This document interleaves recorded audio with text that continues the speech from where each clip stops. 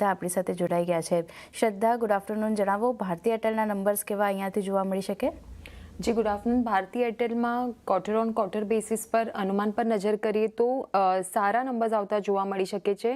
रेवन्यूनी बात करिए तो 49,500 करोड़नी सामे 51,500 करोड़ थता जोवा मळी शके छे। एबिटा 27,800 करोड़नी सामे 29,000 करोड़ थता जोवा मळी शके छे। અને પેટની વાત કરીએ તો 5,900 કરોડની સામે 6,700 કરોડ થતા જોવા મળી શકે છે। કંપનીના જે ઘરેલું બિઝનેસ છે તેમજ આફ્રિકાથી 3% જેટલી આવક ગ્રોથની અપેક્ષા છે। વાયરલેસ સેગમેન્ટની વાત કરીએ તો અહીંયા આવક અને એબિટા બંને જ ફ્રન્ટ પર 2-2% ક્વાર્ટર ઓન ક્વાર્ટર બેસિસ પર ગ્રોથની અપેક્ષા લાગી રહી છે।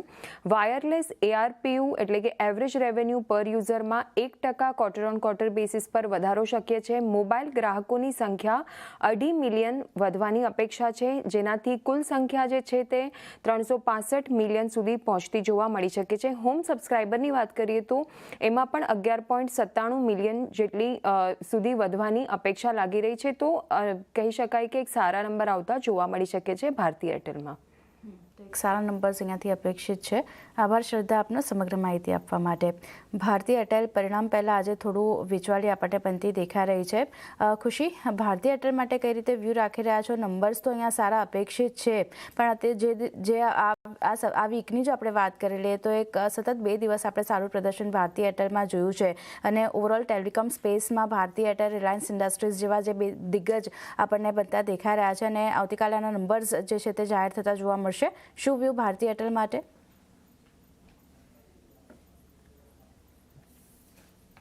તો અગર આપણે ભારતીય એરટેલની અગર આપણે વાત કરશું તો ભારતીય એરટેલના અંદર આપણે નિયર ટર્મના અંદર ઘણા બધા આપણને એવા ડેવલપમેન્ટ્સ હમણાં રિસેન્ટલી આપણને જોવા મળ્યા છે ટેલિકોમ સેક્ટરમાં, કેમ કે કોમ્પિટિશનના કારણે પણ અગર આપણે જોશું તો ઘણી એવી જે પ્રાઇઝિંગ અને માર્જિન એક્સપેન્શન અને અગર આપણે વાત કરશું ત્યાં ઘણી એક સસ્ટેનેબિલિટીનો એક હમણાં પ્રોફિટ્સનો એક સવાલ હમણાં ટેલિકોમ સેક્ટરમાં ઓવરઓલ આવ્યું છે। જે રીતે આપણે કાલે પણ જોયું કે જેવી રીતે એજીઆર ડ્યુઝના લઈને જે હમણાં ન્યૂઝ અને હાલમાં જે રિસેન્ટલી ડેવલપમેન્ટ્સ બની રહ્યા છે તો ઓવરઓલ ટેલિકોમ સેક્ટરમાં આપણને એક પ્રોફિટ બુકિંગ આપણે બ્રોડ બેઝ લેવલ પર જોવા મળી શકે છે। પણ અગર આપણે ભારતીય એરટેલના નંબર્સની આપણે વાત કરશું તો આપણને નંબરનું અનુમાન તો છે આપણને કે સારા એવા નંબર્સ આવી શકે છે।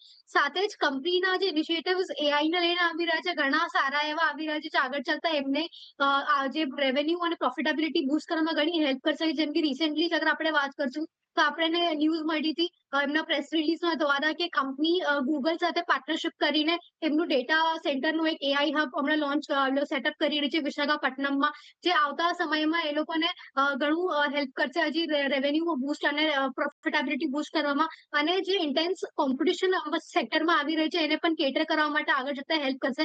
અને અગર બાકી આપણે બીજા બધા બિઝનેસ સેગમેન્ટ છે આપણે ભારતીય એરટેલના, એ પણ ઘણા સારા એવા હમણાં પરફોર્મ કરી રહ્યા છે। એ સાઈડ પણ કંપનીને ઘણો સારો એવો સ્ટ્રોંગ સપોર્ટ મળી રહ્યો છે। તો એક્સપેક્ટેશન્સ બની રહ્યા છે કે એક સારું એવું આપણને ફેવરેબલ આઉટલુક આ સ્ટોકમાં આપણને પોઝિટિવિટી જોવા મળી શકે છે રિઝલ્ટ બાદ। ઓકે, તો ભારત